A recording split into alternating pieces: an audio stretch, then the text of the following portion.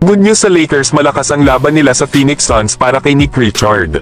Pero bago yan, Phoenix Suns at Charlotte Hornets nagkakaroon na ng discussion para sa isang trade para sa kanilang mga big man.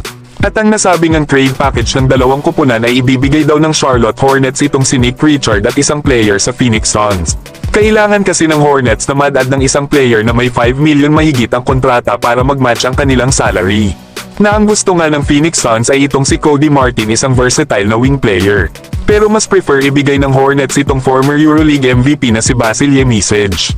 Parehas lang din naman kasi sila Cody Martin at Vasil Yemisic na may non-guaranteed salaries para sa 2025-26 season.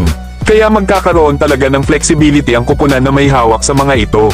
Maaari din naman sana na ibigay ng Hornets si Grant Williams, kaso ay malabo na itong makalaro ngayong season kasunod ng naging knee surgery dito. Na pwede din naman na si Josh Green ang isama ng Charlotte Hornets sa trade package. Pero ang importante ay sasakto ito sa second apron restrictions ng Phoenix Suns. Para naman sa Suns ay ibibigay naman nila sila Jusuf Nurkic at 2 second round picks. Na bagamat makakakuha ang Hornets ng mga draft picks sa nasabing trade na ito, ay mukhang malabo pa na kunin ng kanilang kupunan ang kontrata ni Nurkic, lalo at malaki-laki pa nga ang kontrata nito na may $19 million next season. Kaya malilimitahan ang kanilang financial flexibility na makakuha ng player sa off-season para sa 2025-26 season.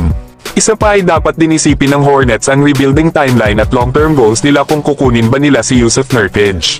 Pero tingnan natin mga idol kung magagawa ba ng Phoenix Suns na makumbinsi ang Charlotte Hornets. Pero kung ako sa Charlotte Hornets ay mas pipiliin ko ang trade offer ng Los Angeles Lakers. Dahil ang trade package na ibibigay ng Lakers ay kinabibilangan nila Jalen Hood-Schifino, Jackson Hayes at isang 2025 second round pick. Hindi katulad ng offer ng Phoenix Suns na matatali sila sa malaking kontrata ni Jusuf Nurkic. Ay mawawalan pa sila ng flexibility na makakuha ng isang star player or isang role player pagdating ng free agency sa off-season. Kapag pinili kasi ng Hornets ang trade package ng Lakers ay lalaki ang kanilang salary cap. Dahil nasa huling kontrata na ngayong season sila Jalen Hood-Schifino at Jackson Hayes. Bukod pa dyan ay possible din nilang huwag nang kunin ang huling kontrata nila Cody Martin at Vasil Yemisic. Kaya panigurado na may financial flexibility na ang Hornets next season kapag ginawa nila ito. Pero pwede rin naman nilang ibalik sa kanilang kupunan sila Jackson Hayes at Jalen Hood-Schifino na pasok na ang mga ito sa timeline ng ginagawa nilang pagre-rebuild. Kaya para sa akin ay nasa magandang posisyon ang Lakers para makuha itong si Nick Richard kesa sa Phoenix Suns. Na jackpot dito ang Lakers kapag nagkataon, lalo at ngayong season ay nag-average ito ng 9 points at 7 rebounds per game. Na meron namang 54% shooting sa field. Magdadala nga kasi si Nick Richard ng interior presence dito sa Los Angeles Lakers. Lalo at isa itong mahusay na rim protector at rebounder.